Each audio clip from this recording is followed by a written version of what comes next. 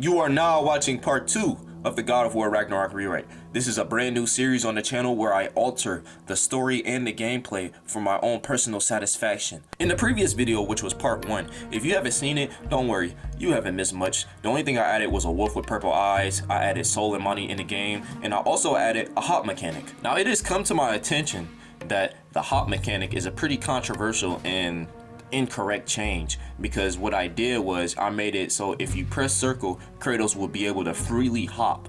But the problem with that is there's a bunch of shit on the ground that also requires circle. So in order to avoid taking the hop mechanic out of the game, because I really want it in there, I have come up with my own solution. So instead of using circle to pick up healing stones, artifacts, and opening chests, I'm going to replace that command with R3, the same button we use to do executions. But allow us to pick up where we left off. We are currently in Svartalfheim searching for Tyr. Everything in the story plays out exactly the same up until we reach our first Grim encounter. Now I am pretty sure that we are aware of the different type of enemy attacks that we have to defend against. There is the yellow circle attack where you can block but it will leave you open to damage, so it is recommended that you parry or dodge. There is a red attack where you absolutely can't block or parry, so you have to move out of the way. And then there is the blue attack where you have to shield strike the opponent before they get the move down. But in this encounter, I'm going to be adding another move that you will have to defend yourself against. These are going to be sweeping attacks where the opponent attacks your legs, and this will be signaled by green circles on the screen. If you get hit by this move, Kratos will fall down to one knee, leaving him vulnerable for another enemy to get a hit in. And in order to defend against this move, yep, you guessed it, you have to press circle to hop. But this isn't like your average jump rope session at recess. When you're in the middle of the air, you'll be able to punish your enemy by pressing R1. Kratos will do a ground slam similar to Death from Above. This attack also stuns the enemy if they're weak enough. And also, if I were to add some hidden tech, if you're doing a running attack towards an enemy while they're doing a sweeping attack, you will automatically dodge the move since he's technically jumping in the air. And also, you have to press R1. If you press R2, it's not going to do nothing, because that move is not unlocked yet. As we continue the story, Kratos, Atreus, and Mimir will still encounter that brief little earthquake, which Mimir will assume that is because of the mining that is going on in the lands. While the mining rigs will still be a prominent thing in Svartalfheim, that will not be the reason that they just experienced that earthquake. More on that later.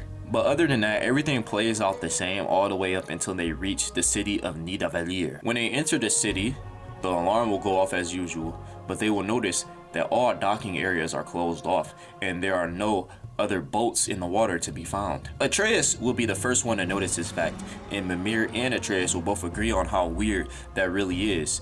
And whatever is blocking the dock, Kratos will just break off so they can just dock and land there anyways. If you look around the docking areas, you will notice that there are a few signs that says no sailing allowed. And when Atreus goes to knock on the doors to talk to one of the dwarves, they will say we don't want any trouble, and another one will say and stay out of the water. Atreus will try to ask them what they mean by that, but the dwarves will quickly shut it down in fear of being involved with the foreigners. But other than that, everything plays out pretty much similar.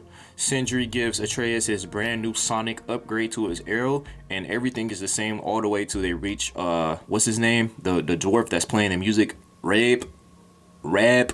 While the talented musician is letting you know of Durlin's location, he will also inform you that you are breaking the laws of Nidavellir, for no one is allowed to set sail by boat because the water is infested with a Kraken. This will come to Mimir's shock because he knows that Krakens are not naturally living nowhere near the city, which Rab will tell them that Odin was the one who set the Kraken there after the failed rebellion of the dwarves. After he says all of that, that's when he will let Kratos know about the head's mess, which we all know has something to do with the mining rigs. And then that's when you're allowed to walk out and Sindri gives them the compass. And then they will continue to talk about the Kraken that they just heard about. Mimir will inform them that Krakens are very large and dangerous creatures that live in deep waters, but they usually are nowhere near the city, and they can be found in Svartalfheim and Midgard. We will also get some dialogue from Kratos here. He will let them know that he is well aware of what a Kraken is, for he has fought one before, referring to his boss fight back in God of War 2. This will come to Mimir's surprise, for he is not familiar with any Krakens existent in the land of Greece. Kratos will then continue to tell Atreus to be prepared for anything when they enter another boat, since they have no choice when traversing the water. To their surprise, They make it across the river, safe and sound, to Durlin's office without any interference with the Kraken. The Durlin conversation goes pretty much the same. For fucking up my desk! I'm only going to be adding one more line towards the end. When Atreus is interested in the little octopus Diener, Durlin is going to make a little smart remark saying if you want to meet his mother, go take a swim in the river. This is just a joke though. Diener and the Kraken are not related. Kratos would then respond in a strong tone, letting them know that they are already aware of the Kraken's existence and that they are leaving now. So I'm going to be altering a couple of moves from the Dreki boss fight. So you know it has a tail whip attack where it turns around and whips you with its tail.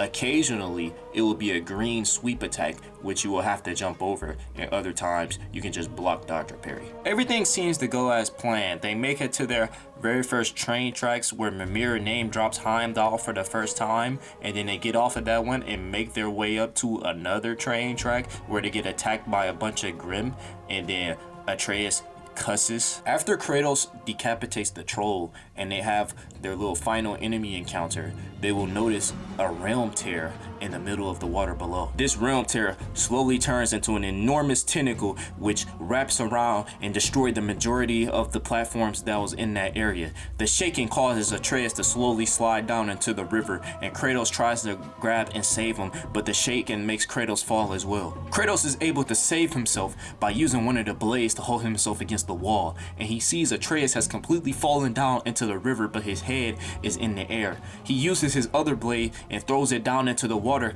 yelling at Atreus to grab onto it so he can pull him up. To their left, they see the same tentacle destroying everything. To their right, they see a red pillar that they are able to swing on.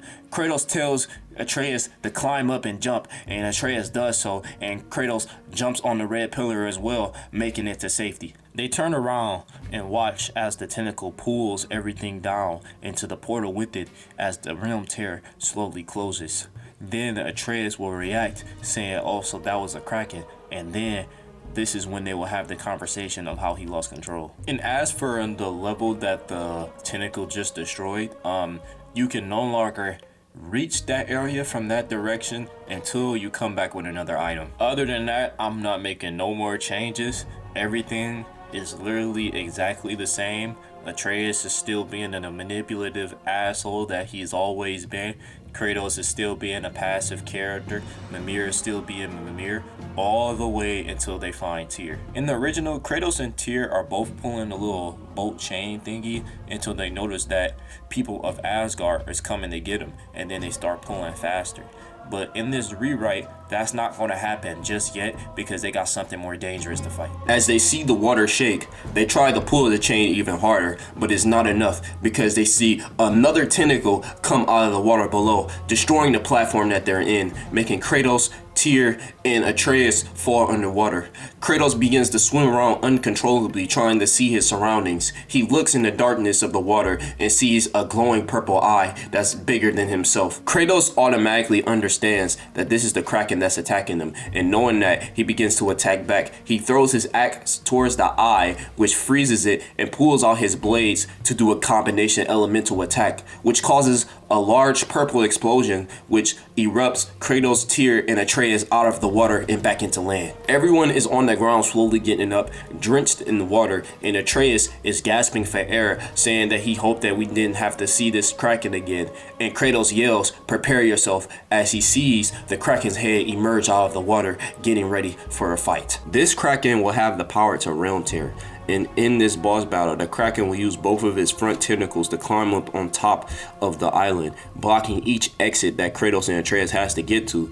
And you have to do damage to it in order for it to let go, while he uses his other tentacles to make portals and try to attack you, doing stabs, slashes, and slams. In this battle, you'll be able to manipulate those realm tear attacks using the portals to attack the tentacles that the Kraken is supporting itself on. If you look closely around its skin and its tentacles, you can notice small little yellow cracks similar to the ones that you have to throw the spear in to detonate, implying that this will not be the first time you encounter this beast. When you get its health down low enough for an R3 so it's available for an execution, its eye will land closer to the island that they're on, and Kratos will try to go and attack the eye again. But this time, the eye will glow a bright purple and explode right before Kratos is able to hit his axe on it. And then the Kraken stands back and shoots a purple beam out of his eye into the sky. This causes an enormous realm tear to appear above the sky, which is almost the same size as a cloud, and you see a meteor come out of it. Atreus and Mimir react in a shocking manner, and Tyr says if that meteor were to land, it would do damage to the city. Kratos then replies, then we must stop it, and Atreus asks how, and then Kratos just says to follow my lead. Kratos commands Atreus to shoot a sonic arrow into the eye of the Kraken, which angers the Krakens and makes it slam one of his tentacles on the land that they're on. Kratos is able to roll out of the way and jump on top of the tentacle, running towards the head of the Kraken. Kratos uses his blades to climb on top of the Kraken's head so he can get enough height to reach the meteor that is steady closing in on them. Kratos will then use his blades and stab them into the meteor, trying to pull it down, and this will enter a quick time event where you have to smash circle. Once you get the quick time event down, the Kraken will start to shake its head wildly, trying to get Kratos to lose his footing, but then Kratos will jump off of the head using the impaled blades to pull the meteor down and bash it straight into the Kraken's head, making it sink underwater. Everyone will assume that the Kraken is dead,